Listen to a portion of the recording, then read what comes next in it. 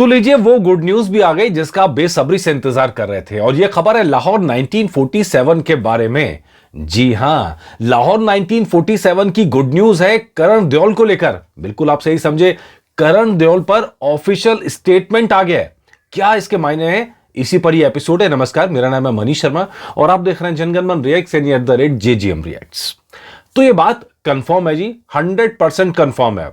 Confirm किसने की है ये भी बड़ा अहम है, कंफर्म कब की गई है ये भी बड़ा अहम है, और किसके जरिए हुई है ये अपने आप में एक मैसेज भी है।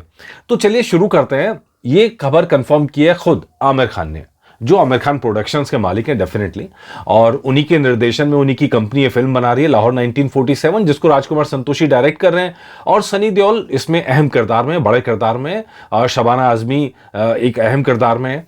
और इसी के अंदर अब खबर आ रही है कि करण देओल इस फिल्म का हिस्सा हैं, और कौन सा रोल करेंगे ये भी आमिर खान ने साफ कर दिया है।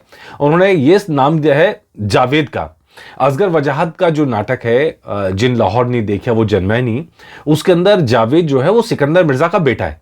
यानी रियल लाइफ में बाप बेटे अब ओरिजिनल मतलब फिल्मी लाइफ में भी, रियल लाइफ में भी अब बनेंगे, बाप बेटे का किरदार निभाएंगे। मतलब सिकंदर मिर्जा का बेटा जावेद, सिकंदर मिर्जा सनी देओल, और जावेद का रोल करेंगे करण देओल।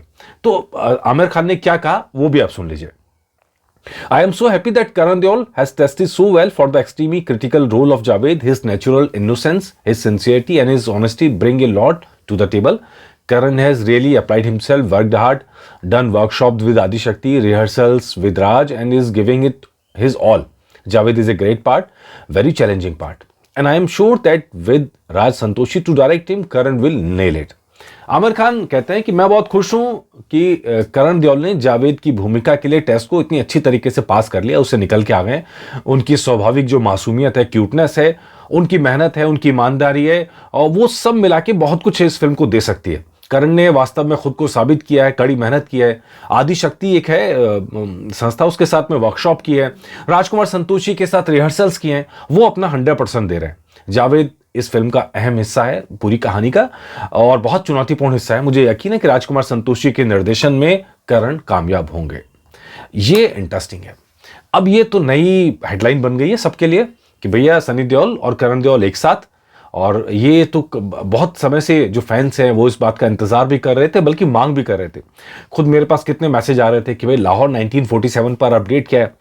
अपडेट तो सही चल रहे थे, एकदम सही चल रहे थे। फिर राजकुमार संतोषी के खिलाफ उनको 2 साल की सजा सुना दी गई।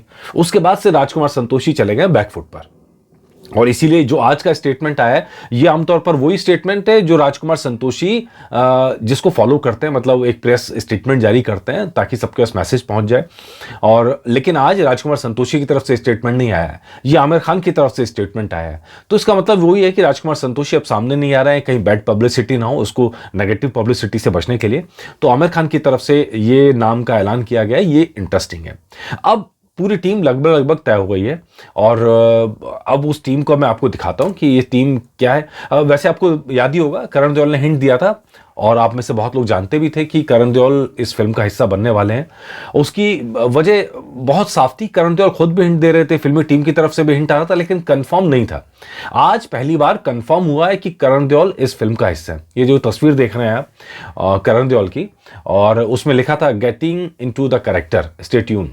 और ये उन्होंने तब क्लियर हो गया था कि वो इसी तरफ आ रहे हैं। हालांकि कुछ लोग सोच रहे थे अपने 2 की तरफ जा रहे हैं, अपने 2 अभी कोई चर्चा में है नहीं, तो इसलिए वो तो सवाल ही नहीं उठता था। तो ये करण देओल का है। तो अब जरा एक बार पूरी टीम को भी देख लें कि कौन कौन कहाँ है। लीजिए, सबसे पहले सिकंदर मिर्जा जो सनी देओल है, ये कंफर्म्ड हो चुका है। ये तो सबसे पहले कंफर्म्ड हुआ था, इवन फिल्म शुरू होने से पहले ही कंफर्म्ड हो गया था। ये खबर कंफर्म थी। इसके बाद रतन कीमा, शबाना आजमी। पूरी फिल्म एक्चुअली में इन्हीं 2 कैरेक्टर्स के आसपास है, सिकंदर मिर्जा और रतन कीमा। इन्हीं के बीच की तनातनी, इन्हीं के बीच के अप्स डाउन्स पूरी फिल्म के अंदर यही रहने वाला है, और इसीलिए कैरेक्टर के लिए शबाना आजमी को चुना गया है। और लेट्स सी ये फिल्म के अंदर कैसा, ये दोनों मंझे हुए आर्टिस्ट, दोनों नामी आर्टिस्ट फिल्म के अंदर कैसा निकल के आता है। ये हो गया। उसके बाद नासिर काज़मी का एक बड़ा अहम किरदार है, जिसमें शायर का किरदार है, जिसकी चर्चा यही है कि आमिर खान खुद हो सकता है, लेकिन अभी तक राजकुमार संतोषी ने कंफर्म नहीं किया है, अभी तक खुद आमिर खान ने कंफर्म नहीं किया है। यही 2 सवाल बाकी रह गए थे, जिसका एक का जवाब आज मिल गया, दूसरे का जवाब अब राजकुमार संतोषी को ही देना होगा, और वो कब देंगे ये उन्हीं के ऊपर है।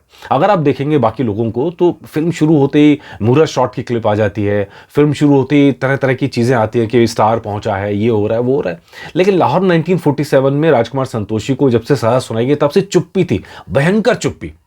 आप कुछ सवाल भी कर रहे थे, उसके आंसर भी नहीं मिल रहे थे। तो भैया अब लग रहा है कि शायद वो बादल छट गए हैं, वो बात आगे बढ़ गई है।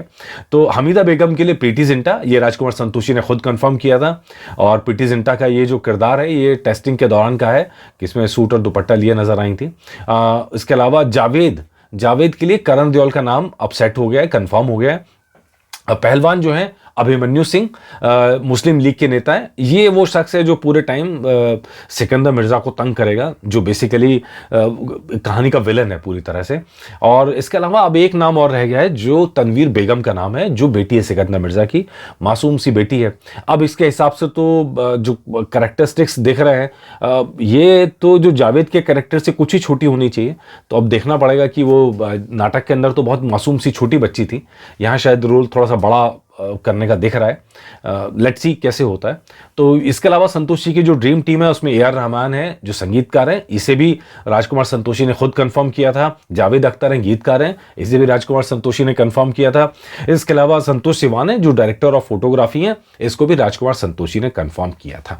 तो ये सारे नाम है जो कंफर्म हो चुके हैं। अभी एक दो अपडेट्स आने बाकी हैं, लेकिन सबसे बड़ा अपडेट है भैया लुक क्या है, पोस्टर तो जारी कर दो। अब तक पोस्टर तक नहीं आया है।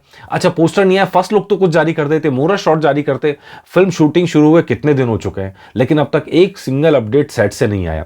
एक तरह से आप देखेंगे अच्छी बात है कि अच्छी बात इसलिए कि गदर 2 में हमने देखा था पूरी की पूरी कहानी कहाँ कहाँ शूट हो रहा है, किस किस तरह के सीन्स हैं, सब लीक हो गया था। हालांकि उसके बाद भी फिल्म ने जो है इतिहास रच दिया, लेकिन यहां पर वो सावधानी बरती जा रही है, सीक्रेसी रखी जा रही है, बहुत सीक्रेसी के साथ काम हो रहा है। सेट से चीज़ें निकालने नहीं दे रहे हैं, वो फोटोज़ नहीं दे रहे हैं। चलिए ये तो डायरेक्टर साहब का कहना चाहिए कि वो कैसा आगे बढ़ना चाहते हैं फिल्म के साथ में।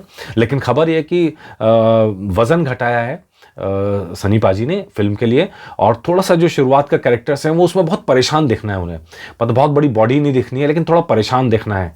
तो उसके लिए वो हल्का सा रोल के हिसाब से चेंजेस किए गए हैं पूरे।